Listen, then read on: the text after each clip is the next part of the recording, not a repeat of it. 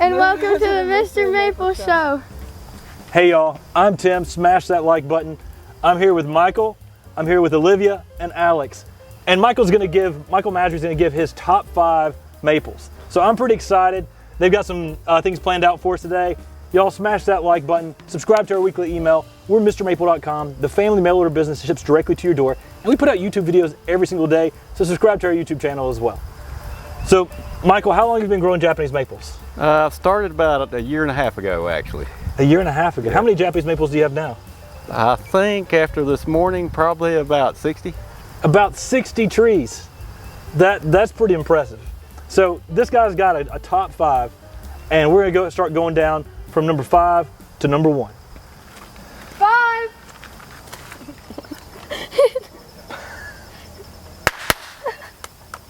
So your number 5. Firecracker. Firecracker. Man, this one's a lively one. What do you like about Firecracker? So it kind of surprised me, actually. So I bought it because I wanted a red lace leaf. Yeah. But I got it later in the year, and this thing actually was like an emerald green throughout the summertime with like a, I don't know, it looks almost purple, but I guess it's a maroon tinge to it. Yeah. And against all my other maples, it just really pops. Now, Firecracker is a selection by our good friend at Esfield Nursery. It actually came from Western Bird Arboretum, and it has this really unique habit of where it goes upwards and then cascades down like a firecracker. So as that develops more, you're gonna get this really cool shape on this lace leaf Japanese maple. And the bark too is interesting. It's kind of like a two-tone, like an emerald green, and it fades to like a lime green. It's just, it took me by surprise, actually. It's a really cool Japanese maple. I know Matt and I were some of the first people in the country with Firecracker, and we were so excited about it because we're like, man, this tree is really cool. And it is, I mean, once you see a mature one, you start to realize why it's called Firecracker, because it literally goes up and then the branches sort of cascade downward like a firecracker goes up and then comes right back down. Cool. Yeah. 4. So Michael, what's your number 4? My number 4 would be the ever luxurious gold coin. Gold coin, that's such a cool plant. I love the yellow color. I mean, what do you like about it? I like the way it just pops at you. It's like gold bling in your face. It really is. We've got one over at Maplewood Gardens, and it's like when you walk into the garden, it just draws your eye, especially in the springtime when it's leafing out, and during the early summer, you just walk up and you're just blinded by the light. I mean, it's just like gold, right? Yeah, it's so bright. Yeah, Olivia and Alex have their bling on right now. They got some gold. They got some gold coins out here. I mean, it's such a cool plant. Some people call it Acer longipiece. Some people call it Acer amplum, subspecies amplum. And then whenever we were actually walking around Dan Crowley, who's a top dendrologist from Western Bird Arboretum in the UK, he said, I think that is Acer cappadoscum variety sinicum. And it's like, okay, so the one thing we can agree on is it's a cool tree. Yeah. The species doesn't really matter to me as much, but that gold yellow color is pretty spectacular. You're not gonna do a yellow dance. Right? Oh, yellow dance? Yeah. Oh no. Oh. There you go. 3. So your number 3 maple. Nur Nishi. Nur Nishi, one of the famous batwing maples. What do you like about it? I like it because it's a bat wing, first of all. And then the white on that thing is just unbelievable.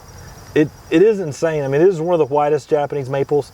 And I mean, white, that contrasts so well out there in those dark spaces. Can handle the sun too, it's very heat tolerant. I mean, it's just an awesome plant. I love it. I mean, Nur Nishi, I went to Japan and was literally walking around and I saw this tree at Kobayashi Mimijien, and then I saw it at World Maple Park with Massery Oceano, and my heart just started beating fast, and I'm like, man, we gotta get this tree in production.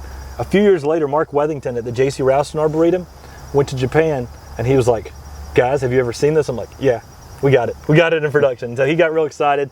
We've been hooking up at the J.C. Rouston with so many cool Japanese maples for years, but Nur Nishi, that plant, I mean, it's just a rock star. I mean, it's so white. It's cool. Yeah. 2. So, we're all the way down to number 2. Number 2. Number 2 would be Grandma Ghost. Grandma Ghost. What do you like about Grandma Ghost? Grandma is the leader of the pack, for one. Right? It really but I mean, the variegation of that thing is just crazy. It is. I mean, it's got that ghost-like reticulation where you see the veins of the leaf are one color and the rest of the leaf's another color. I mean, Grandma Ghost, it's an amazing ghost. You know, she had a son, he was Uncle Ghost, right? Oh yeah. But what's interesting, I'll provide a little bit of color, get a little bit personal here on you, right? So I was dating this gold digger, right? And she had an affair with Uncle Ghost. You know what they left me with? What? A baby ghost. Go figure. Now I'm raising baby ghosts. Oh my goodness. Hey, Grandma Ghost, it's an amazing plant. It's one of those plants that just has that creamy white color in the spring, a little bit of serrations to the foliage. I love Grandma Ghost. It's one of the Ghost series, and Talon Buchholz has introduced some amazing plants. I mean, you go down the list of all of Talon Buchholz's introductions, and Grandma Ghost is pretty high on that list. It's an amazing tree, and I like y'all's Ghost get up. It's pretty awesome. You know what happened? So over the winter, I lost Uncle Ghost and Gold Digger. Yeah. You know what happened to him? What? My good friend Pete Moss. He got to him. He got to the root of the problem and took him out.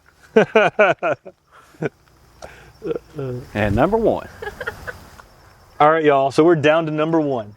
The number one selection for you for Japanese maples. What do you got? Number one, you got to have a little pink, right? Yeah.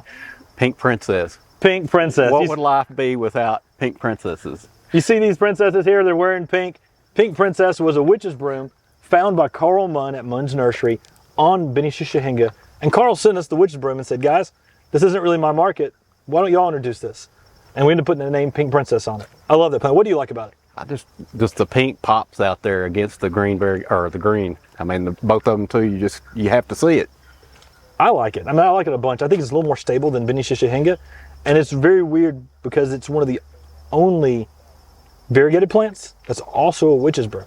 There's not many of those in the world in the world, and so it's really unusual and really different in that respect. But it's a little compact selection that really has some good pink color. Yeah, I like it. So, you traveled how far to come here for Mr. Maple Top 5? A long ways. I can't tell you how far. 7 states. 7 states. What state are you from? Arkansas. Arkansas. Conway, Arkansas. That is crazy. Please don't kill us. No. No. So, all the way from Arkansas to shoot a top 5 with us here on the Mr. Maple Show. Micheal, we thank you so much. Thank you, Olivia. Thanks you, Alex. And make sure you smash that like button. And y'all, as always, remember to shop on MrMaple.com. Take care, God bless, and have a great day.